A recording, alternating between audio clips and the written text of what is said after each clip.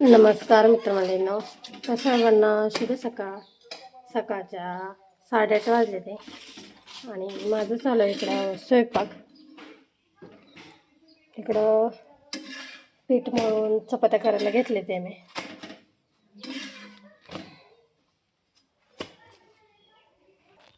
भाजी झाली, डाळ कांदा केलाय आज आणि चपात्या.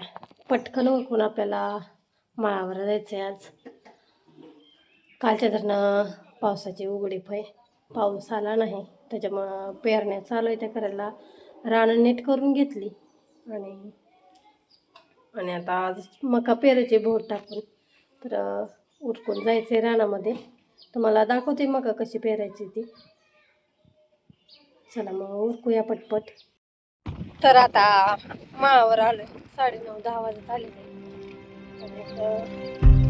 ट्रॅक्टरने बहुत काढा चालू भाऊ घेऊन आले ते बहुत काढायला चालू. तर बघूया कसं पडलं ते बहुत.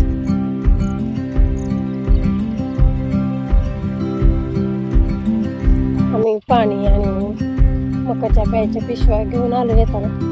आता इथं बहुत पाडायचं चालू आहे. ह्याच त्या कडेला म्हणजे 3 तुकडे मकाच करायचे आपल्याला. तर हे बघा, हे बोज असं टाकले ते.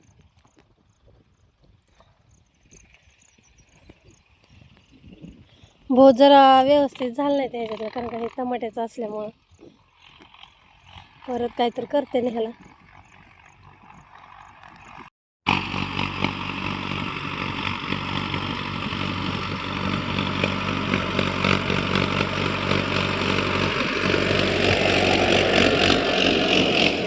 सफाई होत नाही घ्यावं, सफाई होत नाही.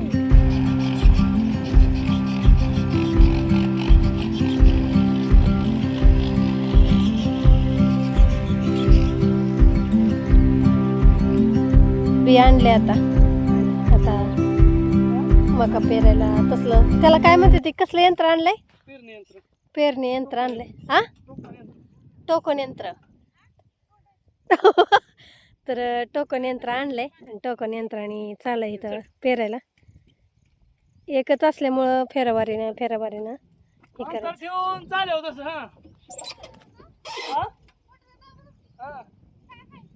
खाली जर पोट खाली जर.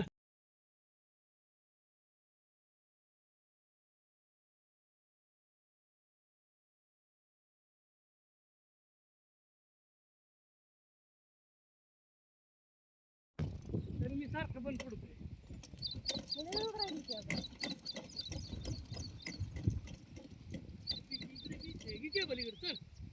दुपारच्या 1 वाजले ते आणि आपले सगळं भोत टाकून झाले ते सगळं. आणि त्यातल्या त्यात 1 तुकडं पण आपलं मका पेरून झाली मधलंच.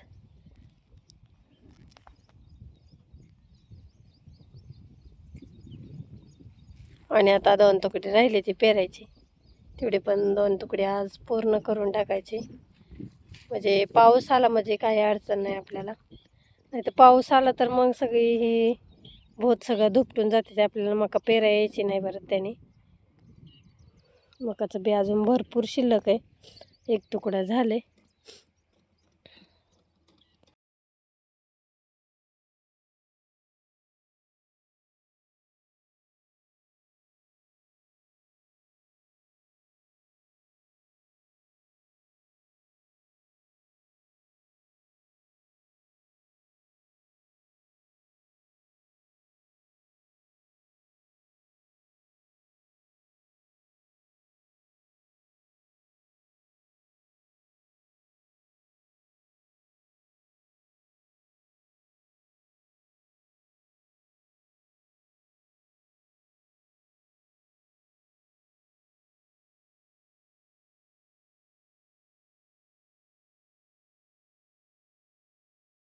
तुकडं जा पेरून आणि आता आम्ही निघालोय घरी जेवण करायला. चालायला बुका असं यायला म्हणाले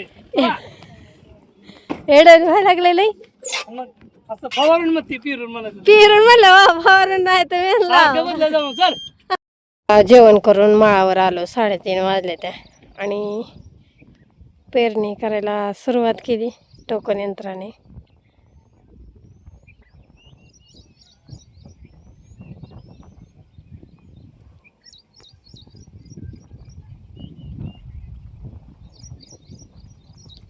एका तुकड्यामध्ये वर्षाने पेरून घेतलं होतं आणि आता ह्या तुकड्यामध्ये ह्यानी पेरायला सुरुवात केली.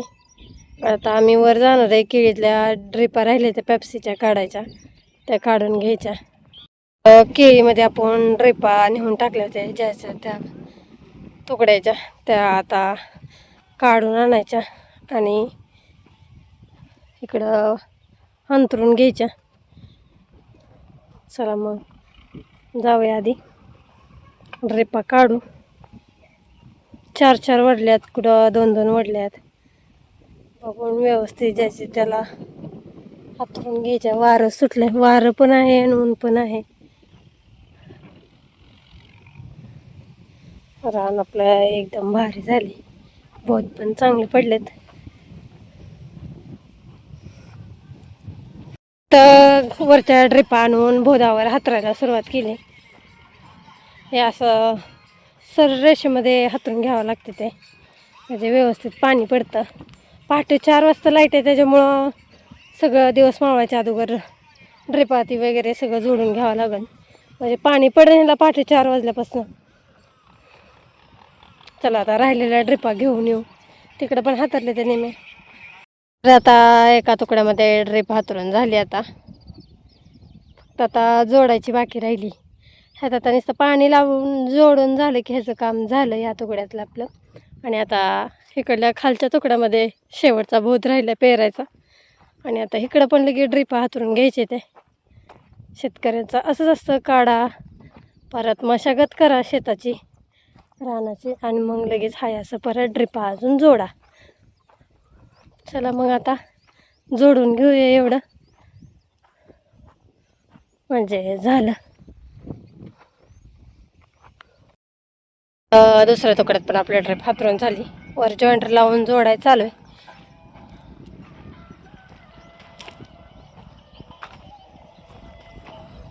कुठं वाढू खाली, त्याचा शेंडा तिकडं आहे.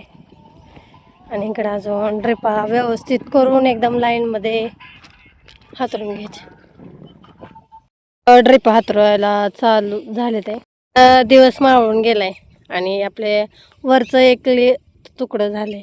आणि आता इकडं दुसरं पण ड्रिपा हातरले ते. आणि इकडं आता त्याला जॉईंडर वगैरे सगळं बसवून नीट व्यवस्थित करून घ्यायचे.